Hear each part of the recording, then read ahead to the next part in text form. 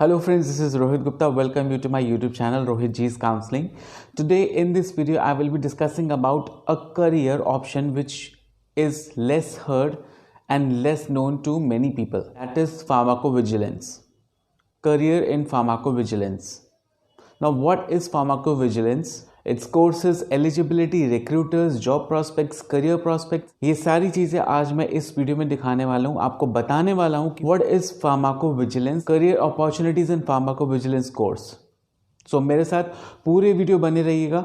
Do watch this video till the end और be a part of Rohit G's counseling. Before starting the video, I have to make a request. कि जिन्होंने अभी तक मेरे channel को subscribe नहीं किया सब्सक्राइब कर लें, बेल आइकन को हिट कर लें ताकि आगे आने वाले जो भी करियर से रिलेटेड वीडियोस होंगे उसके लिए आपको नोटिफिकेशंस मिलता रहेगा टाइम से. तो चलिए वीडियो स्टार्ट करते हैं. सबसे पहले हम जानेंगे व्हाट इज़ फार्माकोविजिलेंस. फार्माकोविजिलेंस होता क्या है. बहुत लोगों को नहीं पता होगा कि what is pharmacovigilance. Pharmacovigilance career को हम लोग एब्रिविएट करते हैं पीवी या PHV. It is basically a science for detection, assessment and understanding and prevention of adverse effects, particularly long term and short term side effects of medicines. तो basically deal करती है सिर्फ मेडिसिन लाइन से ही. अब question आता है कि why student should opt for this course, क्योंकि ये ग्रेट करियर ऑप्शन है लाइफ एंड फार्मेसी स्टूडेंट्स के लिए. They monitor safety of drugs in clinical trials as well as the drugs which are already sold in the market.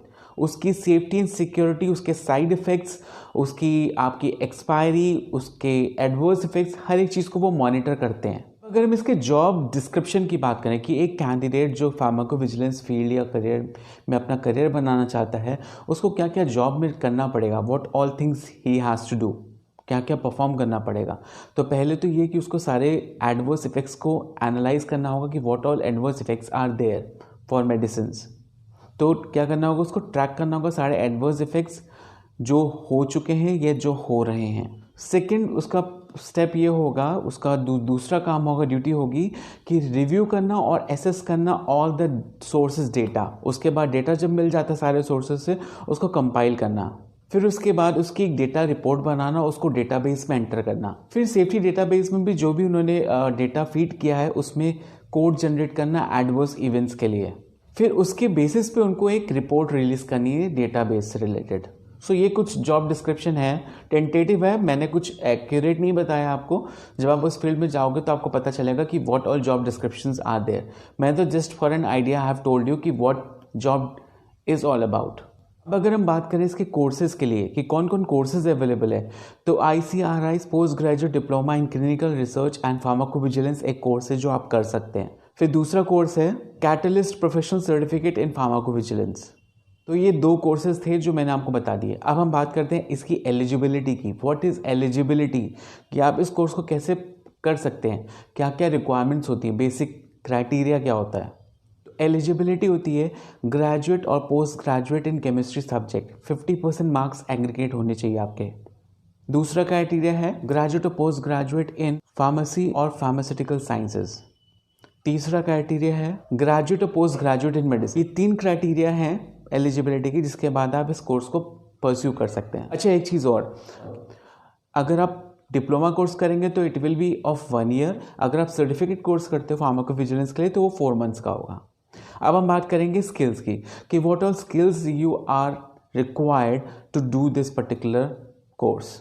क्या क्या skills requirement होगी उसके लिए, क्योंकि skills play a very important role कि आपकी स्किल्स उस जॉब प्रोफाइल से या कोर्स से मैच करती हुई होनी चाहिए. तो स्किल्स में आपके पास क्या क्या होना चाहिए, आपको पता होना चाहिए कि what is medical coding, medical coding कैसे होती है. नैरेटिव एंड साइंटिफिक राइटिंग आपको आनी चाहिए. अंडरस्टैंडिंग ऑफ मेडिकल टर्म्स, क्या क्या मेडिकल टर्म्स यूज होते हैं, उनका मतलब क्या होता है.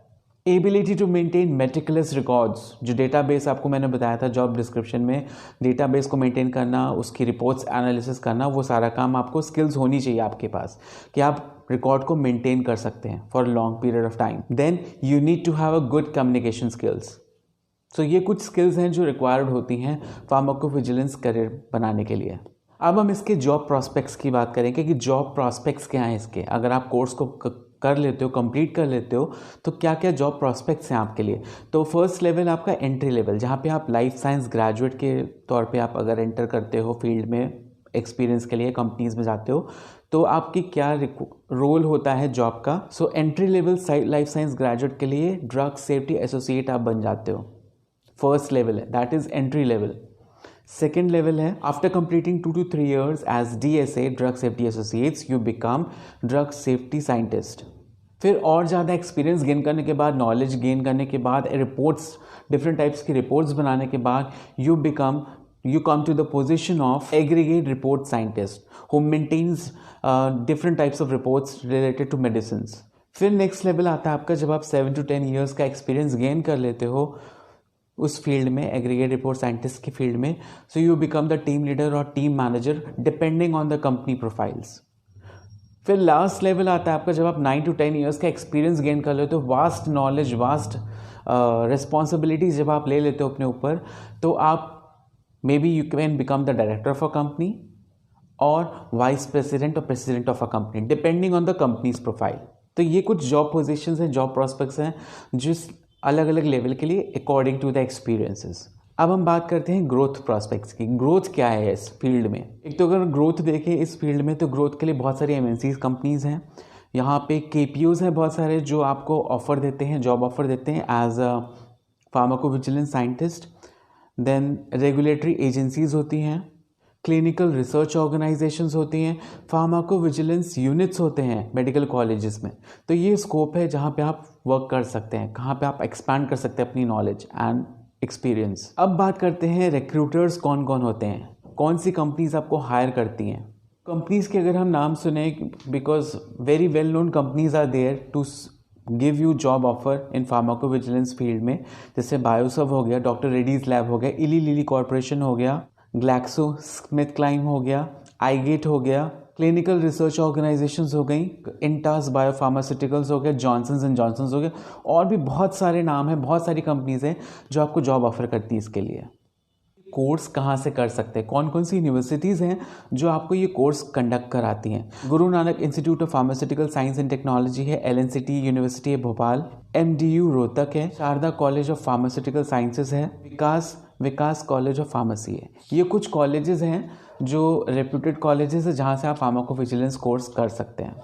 अब लास्ट पार्ट आता है हमारा सैलरी। सर कोर्स कर लिया हमने अच्छा कोर्स कर लिया, ड्यूरेशन अच्छी स्पेंड कर ली, हमने नॉलेज गेन कर लिया, नाउ रिक्रूटर्स भी पता चल गए, but what will be the salary package? Salary package कितना लगेगा इनिशियल लेवल पे, आफ्टर गेटिंग एक्सपीरियंस कितना क्या सैलरी पैकेज होगा हमारा? तो सैलरी पैकेज इनिशियल लेवल पे आपका 15,000 to 20,000 पर मंथ रहेगा आपका इनिशियल लेवल पे, depending on your skills, knowledge and your college.